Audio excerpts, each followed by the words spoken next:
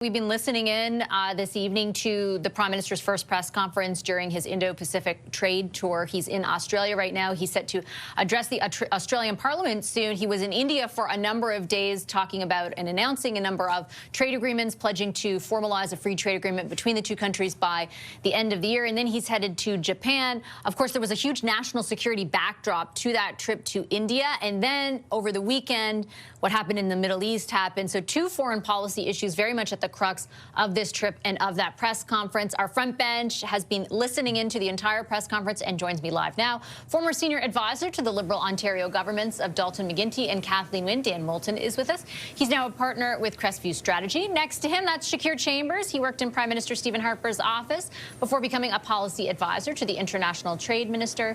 Here with me in studio is Kathleen Monk. She's the former director of communications to the late Jack Layton. She's now the principal owner of Monk & Associates. And Laura Stone is a Queen's Park reporter for the Globe and Mail. Hi, everybody. Hey there. It's good to see you. Let's start on India, because I think that's where a lot of the sort of consternation over a lack of answers from the Prime Minister came from. I'm going to play a quick clip from that press conference just to remind all of us in our audience. This is our own Abigail Beeman basically saying, you know, that government official that said there's nothing to do here, are there going to be any consequences? Because the Prime Minister said those aren't the words he would use. I still have not heard a clear answer as to whether you believe India is still actively involved in foreign interference, and if you would not use those words of the government official, will there be consequences for that official? There will not be consequences for those officials. I will tell you that there is progress on these issues, and that progress is a product, in my judgment, it's a product of the resources we're putting in. It's a product of the clarity of our position. We will not tolerate foreign interference, transnational repression by anyone. So, Kathleen, I'll start with you. I mean, I'm putting aside for a second, I don't know what's funny about that question, but I did think, like, it almost felt like this trip, particularly in India, was subsumed by a story that we already knew existed thanks to this comment, right? Like, they'd sort of navigated a lot of these very precarious issues around national security and said, hey, we're pragmatists. We've got to do what we've got to do in light of what the United States. What do you think this did? How much did that upend those efforts? Yeah, you nailed it completely. You know, Carney went abroad to basically try to do economic partnerships, get new trade, and he has been completely hijacked by these two foreign affairs stories, the geopolitics stories.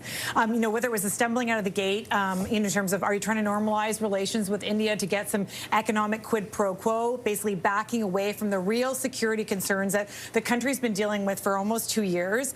And then, of course, the second big foreign affairs story, the attack on Iran.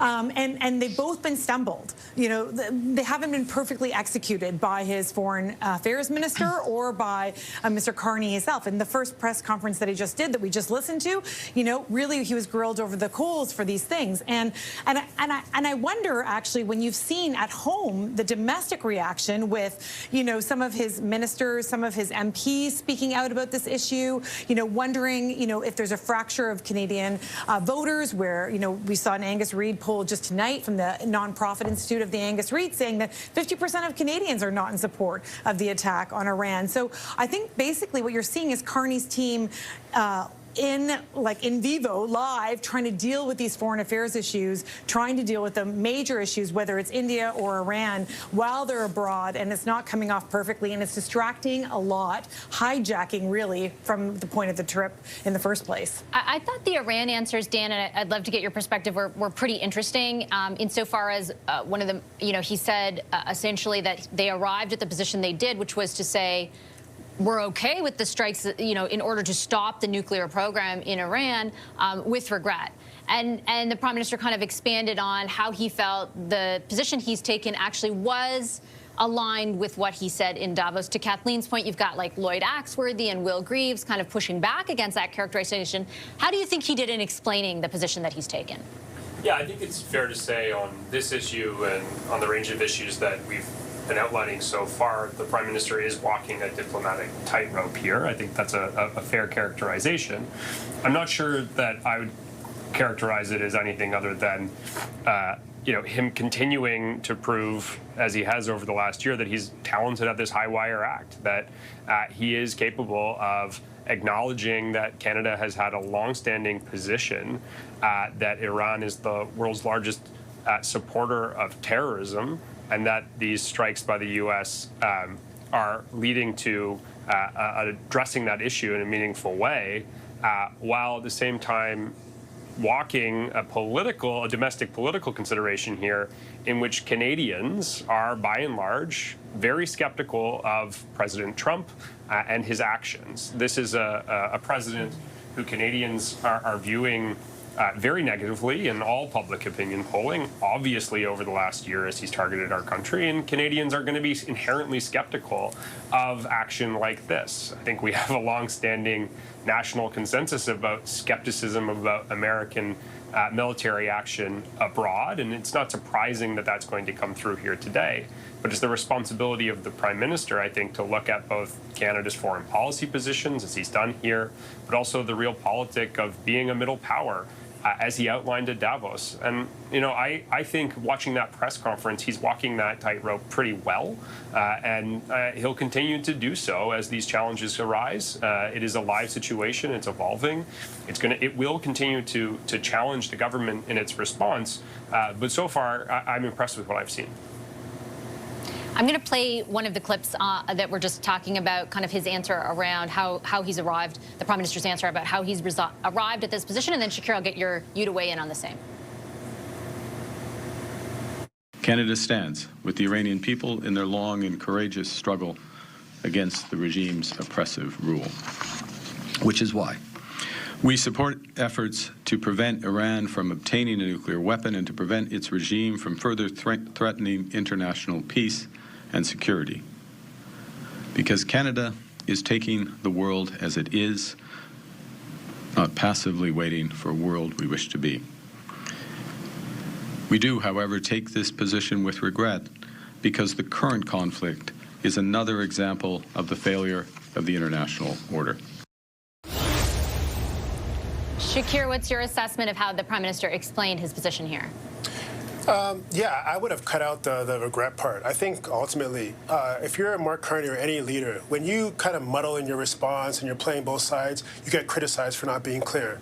Now Mark Carney and his team are clear about how they view this conflict, and he's getting criticized. So for me, it's a lose-lose no matter how he comes out. I'm just happy that he knows the direction that he wants to go in. He has these principles that's guiding him in terms of Iran should never have a nuclear weapon, and I think that's been a long-standing position that we've had and definitely the U.S. administrations have had. So happy to see that clarity going forward.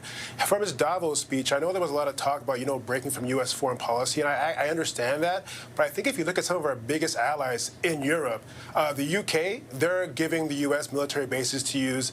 The German Chancellor was in the White House today and said he fully backs Trump's plan in Iran. So even if you want to break from U.S. foreign policy, our close European allies are very on point and very aligned with what the U.S. is doing. So I don't need to hear any regret. What's happening is what's happening, and we're a middle power. We're not going to go it alone. And we have other key allies, again, in Europe that are actually behind this plan. So, I mean, I see the polling and hear the polling that Kathleen is talking about, but just from my own experience, I saw a lot of Iranians in Toronto very happy about what's happening here. So I think there's a lot of division, but I think if people who are actually very close and intimate to the conflict, I don't think they're opposed to what's happening here.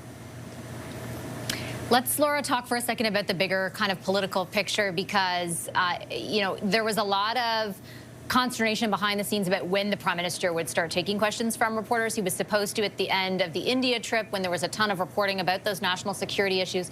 That was canceled at the last minute, the Prime Minister's office said, because of scheduling.